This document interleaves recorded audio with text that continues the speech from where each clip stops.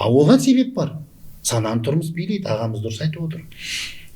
Қаланың өзіне имам қылу кейде оңай емес. Қаланың өзіне. Ауыл былай тұрсын. Ауылға апарып, бір мешітке отырғызып қойып, сол жерде ауылдың балаларын сен имандылыққа тәрбиеле, келген халыққа сен уағыз айтып отыр, деп маманды Нұр-Мүбарак бітірсін, ол шетел бітірсін, айырмашылық жоқ. Ол адам, маман, барлығы бәрібір маман, ол болды. Ол адам, ол адамның өмірлік қажеттіліктері бар. Руханидан бастап ағырата мысалы үшінге санай берсеңіз болады. Ол қажеттіліктің бәрін қамтамасыз етіп, оның барлығын шешіп отыратын болса, сол кезде ол өнім бере алады. Сол кезде ол қызмет ете алады. Халыққа да, мемлекетке де, қоғамға да, жан-жағына. Ал ол шешілмейтін болса, ол ешнәрсе бере алмайды ол. Оның рухани қажеттіліктері шешілмесе, ол деградацияда жүреді, дұрыстап қызмет ете алмайды. Сол секілді оның мысалы үшінге қарны тоймаса, тағы да ұйқысы қанбаса, тағы да жазда күнге күйіп, қыста аязға тоңып, далада қалып кететін болса, баспанасы болмаса, ол тағы да қызмет ете алмайды. Оның жағдай жасалу керек.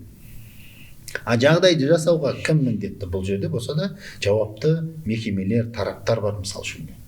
Ол халық соларға сенді, халық соларды мойындады. Сондықтан жауапты мекемелер, жауапты тараптар 30 жыл болды. Неге қазірге дейін біздің имамдардың әлеуметтік мәселесі шешілген жоқ? 30 жылдан асып кетті қазір. Неге бұнымен айналыспадық? Үлкен сұрақ.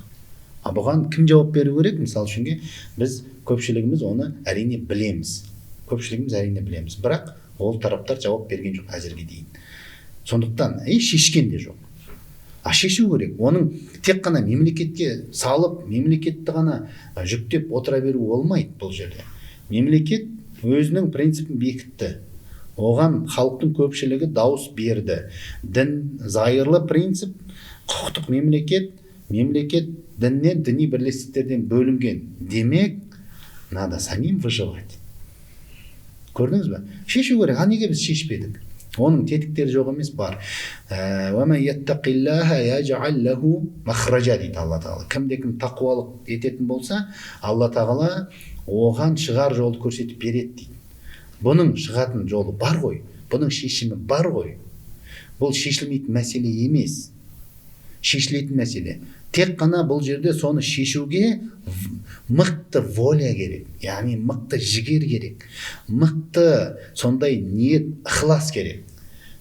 Біз өзіміздің жеке басымызға күн туған кезде, түрлі проблемаларға басымыз кірген кезде, любой мәселені шешеміз. Біз жүгінбейтін тәсіл болмайды. Бүкіл тәсілдерге адам баласы жүгінеді. Ол кейде мысалы үшінге ол халал, харамдық те ажыратып жатпайды, жүгінетті шешет мәселесін. Сол тығырықтан бір нәрсе шығады.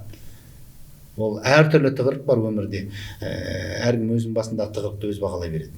Шығып жатырмыз ғой. Ал енді мына тығырықтан неге біз шыға алмай отырмыз? Еліміз, осындай ұлан байтақ жеріміз бар.